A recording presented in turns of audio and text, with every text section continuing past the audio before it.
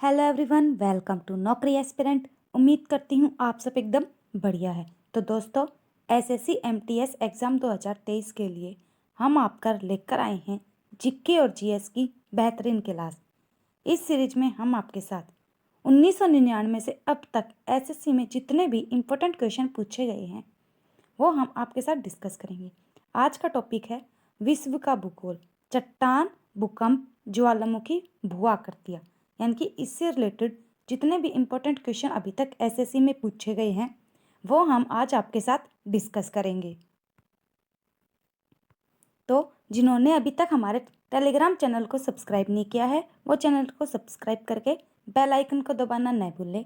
साथ ही पीडीएफ और नोट्स के लिए आप हमारी वेबसाइट www.naukriaspirant.com पर जाकर विजिट कर सकते हैं। आप हमारे सोशल प्लेटफॉर्म के साथ भी जुड़ सकते हैं जिनके लिंक आपको डिस्क्रिप्शन में मिल जाएंगे। तो चलिए आज के सेशन की शुरुआत करते हैं। तो जल्दी से फटाफट वीडियो को शेयर कर दो और लाइक का बटन दबा दो। फिर अपने आज के सेशन की शुरुआत करते हैं। आज का हमारा फर्स्ट क्वेश्चन है, निम्न में से कौन सी चट्टानों का निर्माण शिलीभवन प्रक्रिया द्वारा होता है? तो यानी कि लिथिफिकेशन प्रोसेस के द्वारा होता है। प्राथमिक चट्टानों का, कायांतरित चट्टानों का, आग्नेय चट्टानों का, अवसादी चट्टानों का। तो क्या आएगा? तो हमारा सही जवाब है ऑप्शन डी, अवसादी चट्टानों का। नेक्स्ट है, खालिस्तान वह प्रक्रिया है जिसके द्वारा चट्टान खंडित होकर पृथ्वी की सतह पर तलछट, कीचड़, मिट्टी और पदार्थ के रूप में परिवर्तित हो जाते हैं जो पानी में घुल जाते हैं। क्या कहलाते हैं? निछालन, लोएस, अपक्षयण या अपर्दन। तो क्या कहलाते बताइए? तो वो होते हैं अपक्षयण कहलाते हैं। नेक्स्ट है, उस तत्व की पहचान कीजिए जो पृथ्वी की बाहरी परत में सबसे अधिक मात्रा में पाया जाता है। Oxygen, silicon, hydrogen, iron. तो क्या पाया जाता है? हमारा सही जवाब है ऑप्शन ए, ऑक्सीजन सबसे ज़्यादा पाया जाता है। ग्रेनाइट किस प्रकार की शैल है? कायांतरित, अवसादी, आग्नेय या हेलाइट। तो किस प्रकार की है ग्रेनाइट? हमारा सही जवाब है ऑप्शन सी, आग्नेय। आगे बढ़ते हैं। चट्टानों का वह वैज्ञानिक अध्ययन जिसमें उनके संगठन, बनावट और संरचना, उनकी उपस्थिति और वितरण तथा भौतिक रासायनिक स्थितियों से संबंधित उनकी उत्पत्ति पर विचार किया जाता है, उन्हें क्या कहते हैं? भूगर्भशास्त्र, भू आकृति विज्ञान, शैल लक्षण या शैल विज्ञान। तो बताइए क्या कहा जाता है उनको? तो हमारा सही जवाब क्या आ जाएगा? ऑप्शन सी, शैल लक्षण। नेक्स्ट है, पृथ्वी तल के नीचे के पिघले हुए पत्थर को क्या कहा जाता है? बेसाल्ट, लेकोलिथ, लावा या मैग्मा। पिघले हुए पत्थर को, तो हमारा सही जवाब है मैग्मा कहा जाता है। नेक्स्ट है, मैग्मा के ठंडे होकर घनीभूत हो जाने पर किस प्रकार के शैलों का निर्माण होता है? कायांतरित, अवसादी, आग्नेय या हेलाइट। तो किस प्रकार के शैलों का निर्माण होता है? हमारा सही जवाब है ऑप्शन सी, आग्नेय शैल। नेक्स्ट है, खालिस्तान वह प्रक्रिया है जिसमें समेकित शैलों में पुनः क्रिस्टलीकरण होता है तथा वास्तविक शैलों में पदार्थ पुनः संगठित हो जाते हैं। तो इग्निस्म, आसिम भवन, कायंत्रण या सिली भवन। तो बताइए क्या होता है? हमारा सही जवाब क्या हो जाएगा? ऑप्शन सी, कायंत्रण। नेक्स्ट है, हवा, पानी और जलवायु की क्रिया द्वारा चट्टानों के टूटने की प्रक्रिया को क्या कहा जाता है? भूसंकलन, अपक्षरण या अपक्षय, अपर्दन या मृदा सर्पण यानी कि सोलिफ्लोकेशन। बताइए क्या कहा जाता है? तो हमारा सही जवाब क्या हो जाएगा? Option B, अपक्षरण।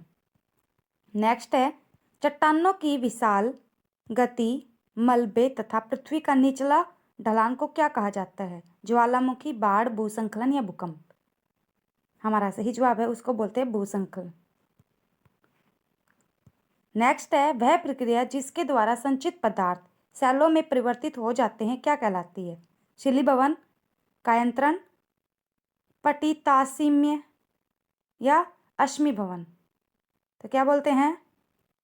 हमारा सही जवाब है ऑप्शन ए शिली भवन। नेक्स्ट है, संगमरमर किस प्रकार की शैल है? कायंत्रित, आग्नेय, अवसादी या हेलाइट। तो हमारा सही जवाब है ऑप्शन ए कायंत्रित तरह की शैल है संगमरमर। संगमरमर खालिस्तान एक कायंत्रित चट्टान है। तो सैंडस्टोन, चूने का पत्थर, ग्रेनाइट, मिट्टी। तो कैसी है संगमरमर? ऑप्शन बी चूने का पत्थर होता है ये। नेक्स्ट क्वेश्चन है हमारा, इनमें से क्या जैविक अवसादी शिला नहीं है? बलुआ पत्थर, कोयला, लिग्नाइट, शैल यानी कि स्लेटी पत्थर। तो क्या नहीं है? हमारा सही जवाब हो जाएगा ऑप्शन ए बलुआ पत्थर। नेक्स्ट है, निम्नलिखित में से कौन सा रूपांतरित चट्टान का उदाहरण नहीं है? नीस, फाइलाइट, शिस्ट या ग्रेनाइट। तो क्या नहीं है? तो हमारा सही जवाब क्या हो जाएगा? Option D granite. नेक्स्ट है, निम्नलिखित में से कौन चट्टान का एक प्रकार नहीं है? आग्नेय, कायंत्रित, गोखूर या अवसादी। तो क्या नहीं है बताइए? हमारा सही जवाब है ऑप्शन सी गोखूर। नेक्स्ट है, इनमें से कौन सी अवसादी शैल है? शेल, ग्रेनाइट, स्लेट या संगमरमर। तो अवसादी शैल कौन सी है? ऑप्शन ए सेल। नेक्स्ट है, निम्नलिखित में से कौन सा आग्नेय शैल नहीं है? Dolomite, granite, basalt, gabbro. तो हमारा सही जवाब है ऑप्शन ए डोलोमाइट। नेक्स्ट है, जियोलाइट क्या है? क्या है zeolite? Hydrate ferric oxide, hydrated sodium aluminium silicate, sodium hexametaphosphate या सोडियम टेट्राबोरेट। तो क्या है? हमारा सही जवाब है option B hydrated sodium aluminium silicate. Next है, जब ग्रेनाइट चट्टानें रूपांतरित होती है तो उनसे क्या बनता है? क्वार्जाइट, नाइट्स, संगमरमर या स्लेट। तो क्या बनता है बताइए? हमारा सही जवाब है ऑप्शन बी नाइस। नेक्स्ट है, हमारा नेक्स्ट क्वेश्चन है, लावा यानी कि मैग्मा बोलते हैं कि ठंडा होने से बनने वाले चट्टानों को क्या कहा जाता है? आग्नेय चट्टानें, सेंधा नमक, अवसादी चट्टानें, रूपांतरित चट्टानें। तो क्या कहा जाता है उनको जब लावा ठंडा होता है? तो क्या बनती है? आग्नेय चट्टानें बनती हैं। नेक्स्ट है, निम्नलिखित में से कौन एक कायंत्रित चट्टान नहीं है? स्लेट, संगमरमर, पटिताश्रम यानी कि नाइस या चूना पत्थर। तो क्या है? हमारा सही जवाब हो जाएगा ऑप्शन डी चूना पत्थर। नेक्स्ट है, निम्नलिखित में से कौन एक कायंत्रित चट्टान नहीं है? मार्बल, सैंडस्टोन, क्वार्ट्जाइट या डायमंड। तो क्या नहीं है? हमारा सही जवाब है ऑप्शन बी सैंडस्टोन। नेक्स्ट है, निम्नलिखित में से कौन सी आग्नेय चट्टान है? ग्रेनाइट, स्लेट, संगमरमर, चूना पत्थर। तो क्या है? ऑप्शन ए ग्रेनाइट। नेक्स्ट है, निम्न में से कौन सा भूकंप का प्रभाव नहीं है? भारी वर्षा, हिमस्खलन, सुनामी या मृदा ध्रुवीकरण। तो क्या आएगा बताइए? ऑप्शन ए भारी वर्षा। नेक्स्ट है, करंट अफेयर से रिलेटेड आपके एग्जाम में काफ़ी प्रश्न पूछे जाते हैं, इसलिए करंट अफेयर आपके एग्जाम के लिए काफ़ी इम्पोर्टेंट है। तो अपनी करंट अफेयर की तैयारी को मजबूत करने के लिए आप हमारी वेबसाइट पर विजिट करें और आप अपनी करंट अफेयर से संबंधित daily PDF, quiz, weekly quiz, monthly PDF, 6 month PDF, yearly PDF, ये सभी आप हमारी वेबसाइट पर बिल्कुल फ्री में प्राप्त कर सकते हैं। नेक्स्ट है, भूकंप के केंद्र का पता लगाने के लिए कितने भूकंपी स्टेशनों की आवश्यकता होती है? 3, 4, 5 या 6। तो कितने की आवश्यकता होती है? हमारा सही जवाब हो जाएगा ऑप्शन ए 3 स्टेशनों की। नेक्स्ट है, विश्व के प्रथम भूकंप संसूचक का आविष्कार किसने किया? चार्ल्स फ्रांसिस रिएक्टर, तोमाकी यमाडा, झॉग हिंग, एलिको अरिया। तो किसने किया था सब संसूचक का आविष्कार सबसे पहले? ऑप्शन सी झांग हेंगने। नेक्स्ट है, पृथ्वी की आंतरिक संरचना के संदर्भ में निम्नलिखित में कथनों पर विचार करना है हमें। सभी प्राकृतिक भूकंप स्थलमंडल में होते हैं। स्थलमंडल पृथ्वी के धरातल से 200 किलोमीटर गहराई वाले भाग को कहते हैं। बुनियादी तौर पर भूकंपीय तरंगे 4 प्रकार की होती है: भूगर्भिक तरंगे, धरातलीय तरंगे, रोलिंग तरंगे और शॉक तरंगे। तो क्या आ जाएगा ऑप्शन? तो हमारा सही जवाब है केवल 1 और 2, यानी कि ऑप्शन ए, ये वाली 2 ठीक है। ऑप्शन डी आएगा आंसर इसका। नेक्स्ट है, पृथ्वी की आंतरिक संरचना के संदर्भ में विचार करो। अब ये बताओ, इसमें दे रखा है पी तरंगे ध्वनि तरंगों जैसी होती है, ये केवल ठोस पदार्थों से होकर गुजरती है। नेक्स्ट है, महाद्वीपीय भूपट्टी की औसत मोटाई 30 किलोमीटर है। इससे अगला है, धरातलीय तरंगे भूकंप लेखी पर अंत में अभिलेखित होती है। बताइए तो क्या आएगा, कौन सा कथन? तो हमारा सही जवाब हो जाएगा ऑप्शन 2 और 3, ऑप्शन बी। नेक्स्ट है, पृथ्वी की आंतरिक संरचना के संदर्भ में निम्नलिखित कथनों पर विचार कीजिए। अब ये बताओ, पी तरंगों के कंपन की दिशा तरंग की दिशा के लंबवत होती है।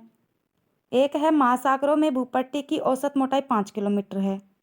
अगला है, एस तरंगे ठोस, तरल और गैस तीनों प्रकार के पदार्थों से गुजर सकती है। तो क्या आएगा? हमारा सही जवाब हो जाएगा ऑप्शन बी, केवल बी सही है। नेक्स्ट है, भूकंप के संदर्भ में निम्नलिखित कथनों पर विचार कीजिए। वह स्थान जहां से भूकंप की ऊर्जा निकलती है वह अवकेंद्र कहा जाता है। भूतल पर वह बिंदु जो उद्गम केंद्र के समीपतम होता है अधिकेंद्र कहलाता है। अधिकेंद्र वह बिंदु होता है जो भूकंप के उद्गम केंद्र के ठीक नीचे होता है। तो कौन सा कथन सही है बताइए? हमारा सही जवाब आ जाएगा ऑप्शन सी, केवल 1 और 2। नेक्स्ट है, पृथ्वी की आंतरिक संरचना के संदर्भ में बताइए। भूगर्भिक तरंगे उद्गम केंद्र के ऊर्जा के मुक्त होने के दौरान पैदा होती है। अधिक घनत्व वाले पदार्थों में भूकंप तरंगों का वेग कम होता है। भूगर्भिक तरंगे 2 प्रकार की होती है, इन्हें पी और एस तरंगे कहा जाता है। तो कौन सा कथन सही है? हमारा सही जवाब हो जाएगा 1 और 3, ऑप्शन 1 और ऑप्शन 3। नेक्स्ट है, पृथ्वी की आंतरिक संरचना के संदर्भ में विचार कीजिए। निम्नलिखित में से विचार कीजिए। पृथ्वी की भूपट्टी बहुत भंगुर होती है। एस तरंगे तरंगों की दिशा के समांतर पर कंपन पैदा करती है। धरातलीय तरंगे सबसे अधिक विनाशकारी समझी जाती है। तो कौन सा आएगा ऑप्शन चारों में से? हमारा सही जवाब आ जाएगा ऑप्शन डी, केवल 1 और 3। तो इसमें क्या जाएगा? 1 और 3। नेक्स्ट है, पृथ्वी की परत की भीतर की हलचल का अध्ययन किसके द्वारा किया जाता है? भूविज्ञान, भूकंप विज्ञान, प्लेट विवर्तनिकी या सर्वमापलिक? तो किसके द्वारा किया जाता है? ऑप्शन बी, भूकंप विज्ञान। नेक्स्ट है, सुनामी खालिस्तान के कारण होता है। पानी के नीचे ज्वालामुखी गतिविधि, निम्न वायुमंडलीय दबाव, भूमिगत चट्टानों का अचानक टूटना, तेज हवाओं द्वारा पानी के तट पर फेंकना। तो किसके कारण होता है? हमारा सही जवाब हो जाएगा ऑप्शन ए, पानी के नीचे ज्वालामुखी गतिविधि के कारण सुनामी होती है। सुनामी नाम किसने दिया है? भूकंप, चक्रवात, ज्वारे तरंग, मतलब सुनामी नाम किसको दिया गया है? समुद्र के नीचे की तरंगे। तो किसको दिया गया है? हमारा सही जवाब है ऑप्शन डी, ये वाला एकदम सही है, समुद्र के नीचे की तरंगों को दिया गया है। नेक्स्ट है, निम्नलिखित में से पृथ्वी की सबसे बड़ी ज्वालामुखी कौन सी मानी जाती है अपनी यात्रा और पदचिह्न की दृष्टि से? Ojos del Salado, Mount Vesuvius, Tamu Massif या मोना किया? तो कौन सी मानी जाती है? हमारा सही जवाब हो जाएगा option C, Tamu Massif. Next है, सक्रिय स्ट्रेटो ज्वालामुखी पर्वत सेंट हेलेंस निम्नलिखित में से किस देश में स्थित है? जापान, संयुक्त राज्य अमेरिका, चिली या इटली? तो किस राज्य में स्थित है? ऑप्शन बी, संयुक्त राज्य अमेरिका। नेक्स्ट है, ज्वालामुखी पर्वतमाला सामान्यतः कहाँ पाई जाती है? प्रशांत महासागर, अटलांटिक महासागर, हिंद महासागर, आर्कटिक महासागर। तो कहाँ पर पाई जाती है? ऑप्शन ए प्रशांत महासागर में। नेक्स्ट है, ज्वालामुखी से निकले पिघले लावे के ठोसीकरण से बनी चट्टान किसका उदाहरण है? आग्नेय चट्टान, ग्रेनाइट चट्टान, बेसाल्ट चट्टान या मैग्नेटाइट। तो किसका उदाहरण है? ऑप्शन सी बेसाल्ट का। नेक्स्ट है, एक ऐसा ज्वालामुखी जिसके सिर से फूटने की उम्मीद नहीं है उसे क्या कहा जाता है?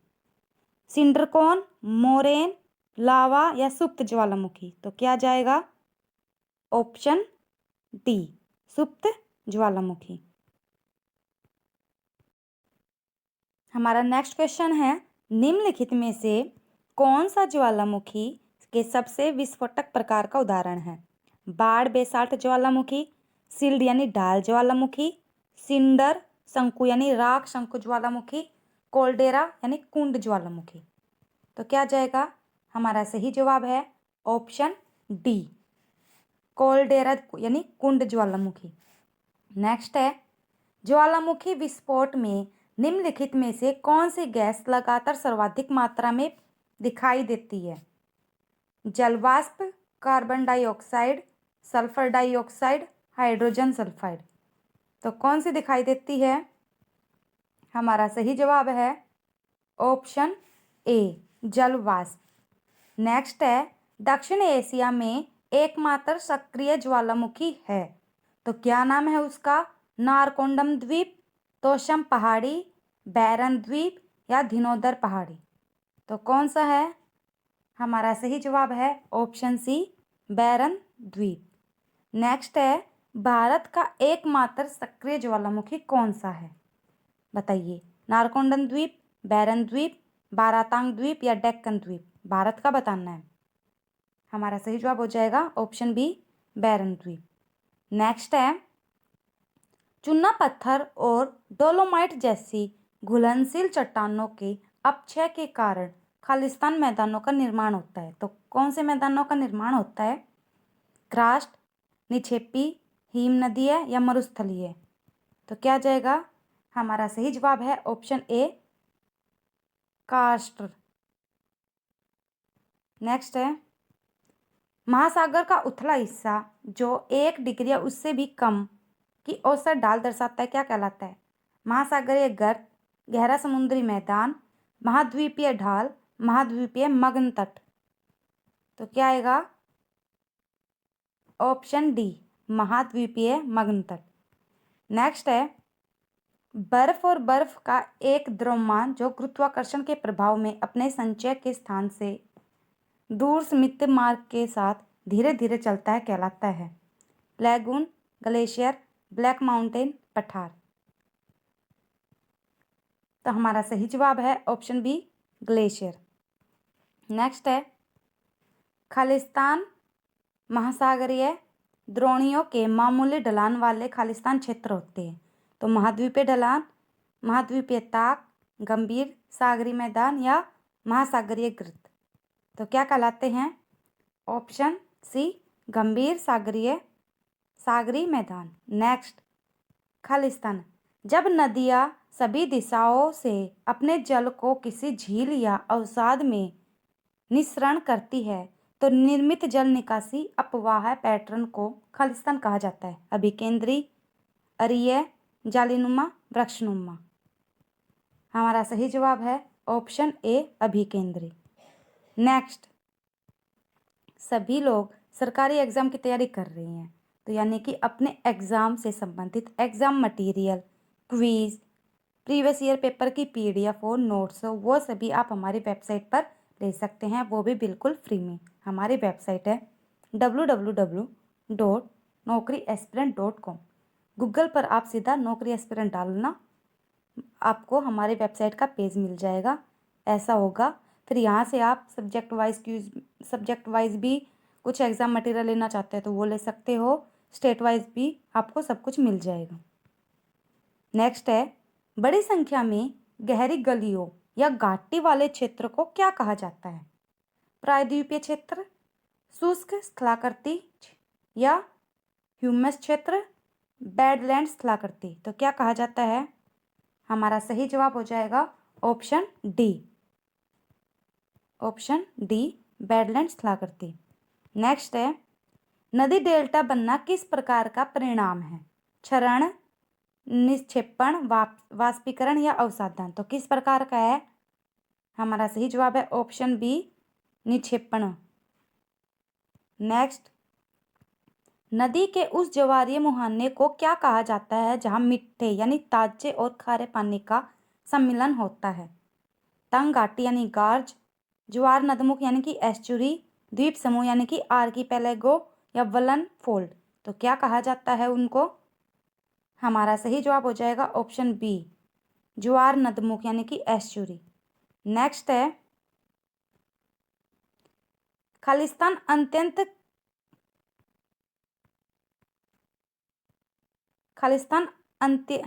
अत्यंत खड़ी ढलान और सीधे पार्श्व भागों वाली एक गहरी घाटी है और इसके शीर्ष और तल की चौड़ाई लगभग एक समान होती है। तो संकीर्ण घाटी, उभारदार भाग, जलडमरू मध्य या दर्रा। तो क्या होती है? हमारा सही जवाब है ऑप्शन ए, संकीर्ण घाटी। नेक्स्ट है, नदी की तरुणावस्था में कौन सी प्रक्रिया होती है? घाटी को चौड़ा करना, नदी का कायाकल्प करना, घाटी को गहरा करना, टेढ़े मेढ़े बहना। हमारा सही जवाब है ऑप्शन सी, घाटी को गहरा करना। नेक्स्ट है, युवावस्था में नदी अपरदन का एक विशिष्ट लक्षण निम्नलिखित में से कौन सा है? गोर्ज, कटाछटा तट, गोखुर झील, प्राकृतिक तटबंध। तो कौन सा है? हमारा सही जवाब है ऑप्शन ए, गोर्ज या गार्ज। नेक्स्ट है, भारत में निम्न में से किस पद का इस्तेमाल दो नदियों के बीच की भूमि के लिए किया जाता है? घाटी, पठार, दोआब, इनमें से कोई नहीं। तो दो नदियों के बीच की भूमि को क्या कहा जाता है? ऑप्शन सी, दोआब कहा जाता है। नेक्स्ट है, नदी का एक उथला विस्तार जो पैदल या गाड़ी से पार किया जा सके क्या कहलाता है? फोर्ड, एटोल, रीफ या लेगून। तो क्या कहा जाता है उसको? Option A, Ford. क्या कहा जाता है? ऑप्शन ए, फोर्ड। नेक्स्ट है, निम्नलिखित में से कौन प्रवाह प्रतिमान यानी कि चैनल पैटर्न का एक प्रकार है? विसर्प, बर्चन, टिलाइट या खादर। तो कौन सा है एक प्रकार? हमारा सही जवाब है ऑप्शन ए, विसर्प। नेक्स्ट है, दोआब का क्या मतलब है? अभी आया था, दो पर्वतों के बीच की भूमि, दो झीलों के बीच की भूमि, दो नदियों के बीच की भूमि, ये मान लो। तो कौन सा है? दोआब का मतलब क्या होता है? ऑप्शन सी आ जाएगा, दो नदियों के बीच की भूमि। नेक्स्ट है, उन भू आकृतियों को क्या कहते हैं जो पृथ्वी के विभ्रंश के कारण बनती है तथा जिनके कारण एक सतह दूसरी सतह से नीचे चली जाती है? विभ्रंश घाटी, यू आकार की घाटी, वी आकार की घाटी, निलंबी घाटी। तो क्या जाएगा? हमारा सही जवाब है ऑप्शन है, विभ्रंश घाटी।